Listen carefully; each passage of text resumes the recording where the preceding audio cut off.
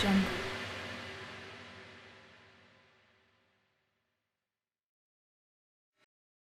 السلام علیکم پیارے دوستو، زلفی نالج لینڈ ورلڈ میں خوش آمدید۔ سلطان صلاح الدین ایوبی رحمۃ اللہ علیہ آج سے 50 سال پہلے شاہ یروشلم گاڈفرے نے بیت المقدس کی فتح کے وقت جس بے رحمی کے ساتھ مسلمانوں کا خون بہایا تھا، اہل ایمان وحشت و درندگی کے اس منظر کو ابھی تک نہیں بھولے تھے اور ان کے سینے آتش انتقام سے دہک رہے تھے۔ یہی وجہ تھی کہ سلمان عماد الدین زنگی کے سپاہی قلعہ ایڈیسیا کی اینٹ سے اینٹ بجا دینا چاہتے تھے۔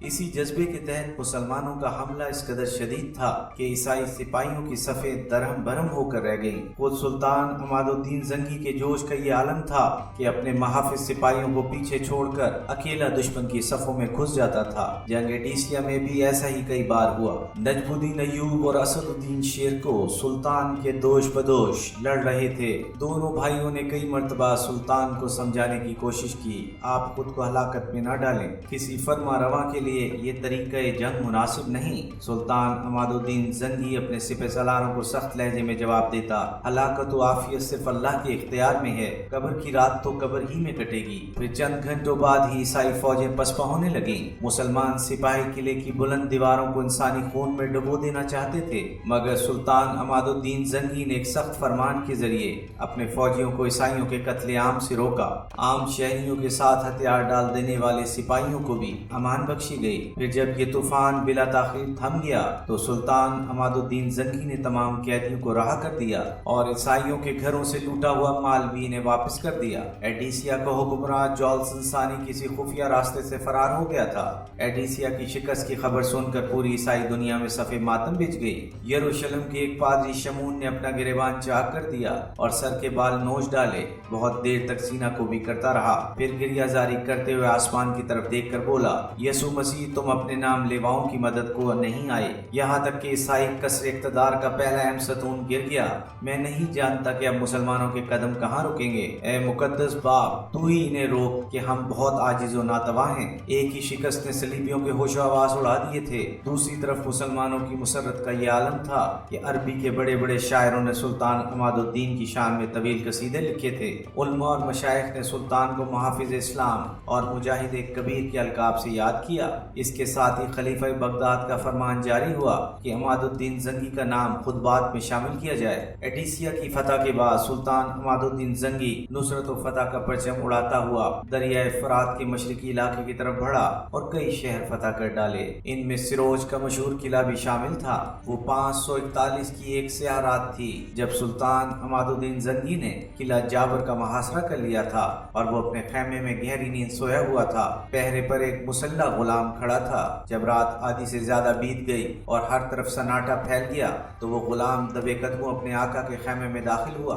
اور سلطان کے سراہنے جا کر کھڑا ہو گیا۔ شمع کی مدھم روشنی میں غلام کی نظریں سلطان کے چہرے پر مرکوز تھیں۔ پھر جب اسے پورا اطمینان ہو گیا کہ سلطان پر گہری نیند کا غلبہ طاری ہے تو اس نے آہستہ سے تلوار نکالی اور بے طرفے سلطان پر کئی وار کیے۔ 65 سالہ سلطان نے سنبھلنے کی بہت کوشش کی، مگر خون اس قدر زیادہ بہہ چکا تھا کہ تھوڑی ہی دیر میں عماد الدین زنگی کی موت واقع ہو گئی۔ قاتل غلام رات کے اندھیرے میں فرار ہو گیا۔ لوگوں کا خیال ہے کہ قلعہ جابر کے حاکم نے زر کثیر دے کر سلطان کے غلام کو خرید لیا تھا، لیکن حقیقت یہ ہے کہ عماد الدین زنگی کا وہ غلام اپنے عقیدے کے اعتبار سے باطنی تھا اور حسن بن صبا کا پیروکار۔ اگرچہ شیطان حسن بن صبا کو مرے ہوئے کافی عرصہ گزر چکا تھا، مگر اس کے فدائین دنیا بھر میں پھیلے ہوئے تھے اور مسلمانوں کی صفوں میں شامل ہو کر اسلام کو شدید نقصان پہنچا رہے تھے۔ سلطان عماد الدین زنگی کی شہادت کی خبر مسلمانوں پر برق بن کر گری۔ محافظ اسلام اور مجاہد کبیر کی شہادت نے پوری ملت اسلامیہ کو سوگوار بنا دیا تھا۔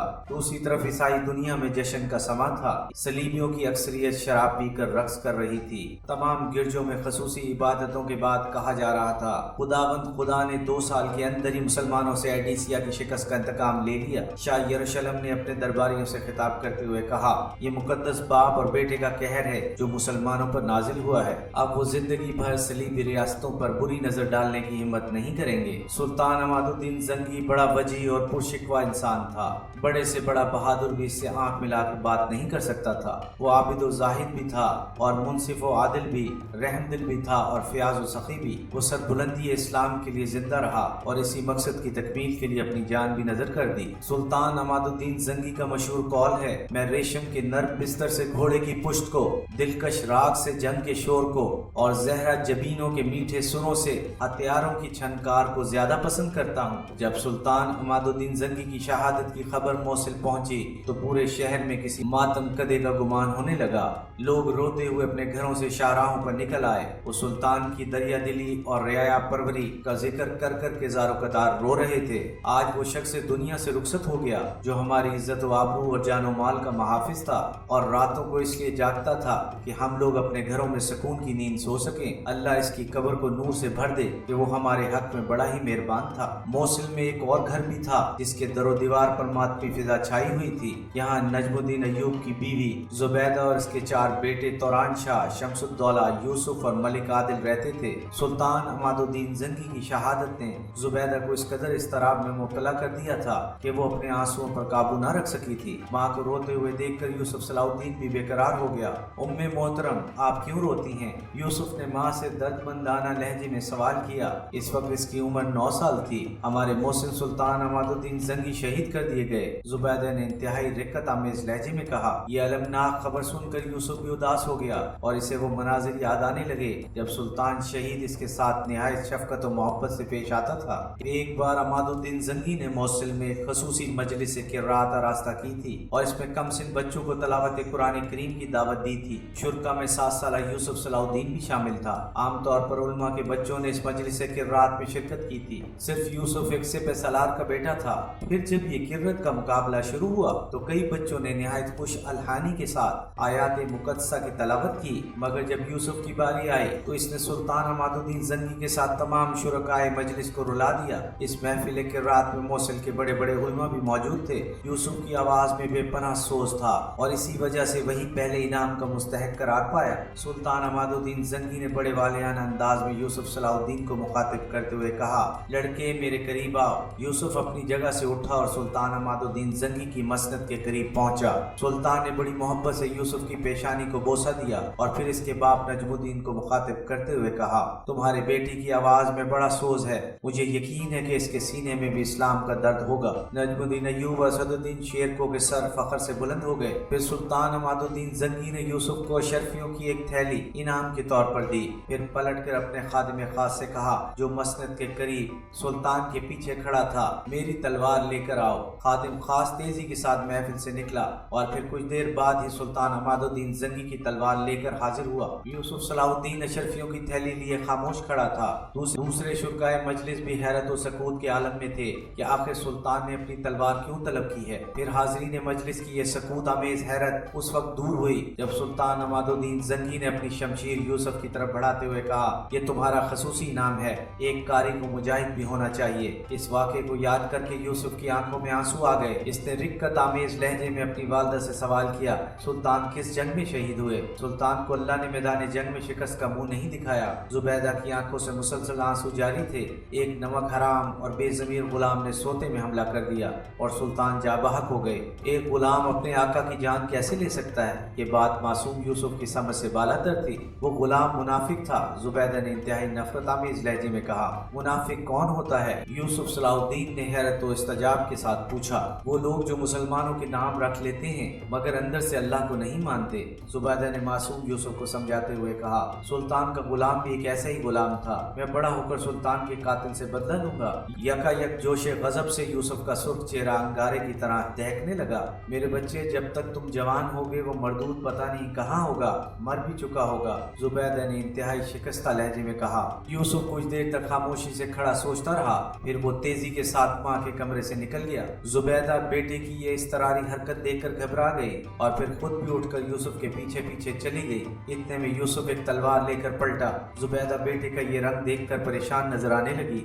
यूसुफ ने शमशीर आबदार को बेनयाम करते हुए कहा, उम्मे मोहतरम, ये वो तलवार है जो सुल्तान ने मुझे इनाम में दी थी। जुबैदा इस तलवार को पहचानती थी मगर वो यूसुफ की बात का मफहूम समझने से कासिर थी। मैं इस तलवार से इन लोगों को कत्ल करूंगा जो इस्लाम के दुश्मन हैं। नर्म और नाजुक जिस्म वाला यूसुफ इस वक्त एक चट्टान की तरह नजर आ रहा था। ये मेरा अल्लाह से वादा है कि मैं मुनाफिकों को नहीं छोड़ूंगा। कि जब सुल्तान अमादुद्दीन जंगी की तदफीन के बाद नजमुद्दीन अय्यूब और असदुद्दीन शेर को मौसिल वापस आए तो एक बार फिर घर की फिजा सोगवार हो गई। नजमुद्दीन अय्यूब रो रो कर अपने आका के एहसानात शुमार कर रहा था। फिर इसने एक आहे सर्द खींच कर कहा, मुझे जिंदगी भर इसका अफसोस रहेगा कि मैं आखिरी वक्त में अपने आका के लिए कुछ न कर सका। मेरा खैमा सुल्तान के खैमे से बहुत दूर था। असदुद्दीन शेर को की आंखों में भी आंसू थे। मैंने भी सुल्तान को बारहा समझाया था कि वो इस वक्त हालत जंग में हैं, इसलिए इन्हें किसी एक फर्द पर भरोसा करने के बजाय मुकम्मल हिफाजती दस्ता कायम करना चाहिए।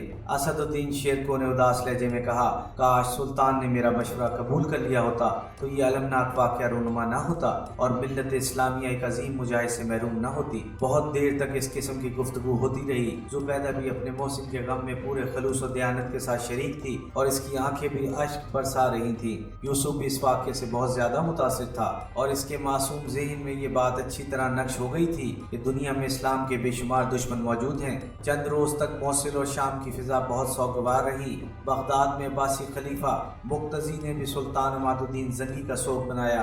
तमाम मस्जिदों और मदरसों में शहीद सुल्तान के लिए इज्तिमाई दुआएं की गई। गरीब और मोहताज लोगों में सदकात और कपड़े तकसीम किए गए। सुल्तान अमादुद्दीन के 4 बेटे थे, सैफुद्दीन गाजी, नूरुद्दीन महमूद, कुतुबुद्दीन मौदूद और नुसरुद्दीन अमीर अमीरान। जंगी खानदान के दुश्मन इस बात का इंतजार कर रहे थे कि हसूल इक़्तिदार के लिए चारों भाइयों में तलवारें खिंच जाएं, फिर खून के दरिया बहेंगे और इस तरह हमेशा के लिए अमादुद्दीन जंगी के वारसों का खात्मा हो जाएगा। इस तमाशे के मुंतजरीन में जोलसन सानी और हजारों ईसाई भी शामिल थे जिन्होंने एडिसिया के मार्के में सुल्तान अमादुद्दीन जंगी के हाथों शिकस्त खाई थी। मगर बदख्वाहों की शदीद ख्वाहिश के बावजूद ये खूरन तमाशा न हो सका और अल्लाह ने संगीन घड़ी को सलामती के साथ टाल दिया। इक़्तिदार की मुंतकली का मसला बअहसन खूबी हल हो गया।